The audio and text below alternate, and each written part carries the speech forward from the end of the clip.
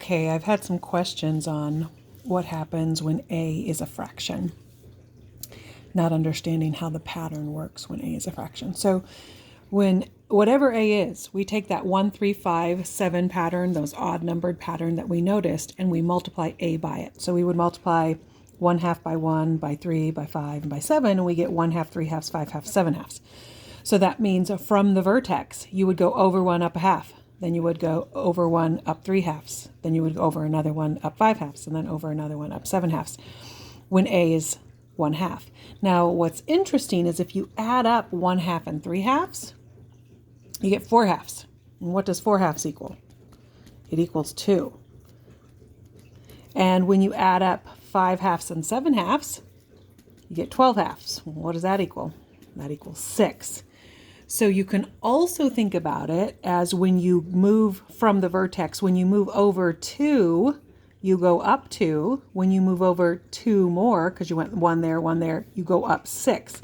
So let's take a look at this little green graph right here and see. If I go over 1, I go up a half. If I go over 1 more, I go up 1/2, 2/2, 3/2. So I actually went over 2 and up 2. And then that same thing, if I go over 1/2, then now that was 1/2, 3/2. Now this is 5/2.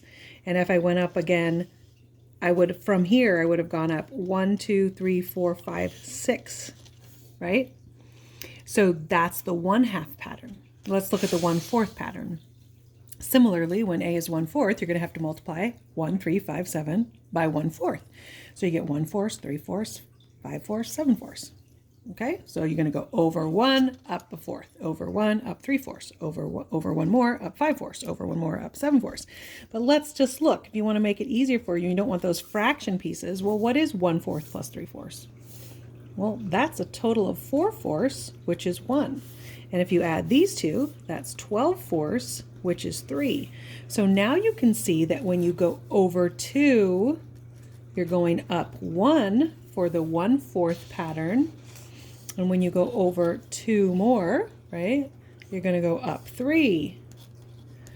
So let's look at the 1/4 pattern. In this case, it's upside down, so it would be down instead of up. So over 1, down a fourth, over 1, down 3/4. So that's a total of 1. So I went over 2, down 1.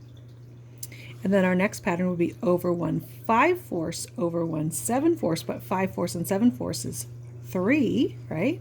So in this pattern, when it was 1/4, we went over 4, down 4, and over here on our 1/2 pattern, we went over 2, up 2, and so you just start to recognize them.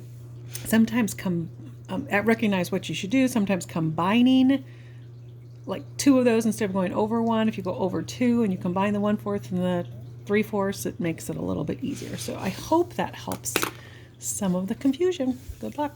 M Squared signing out.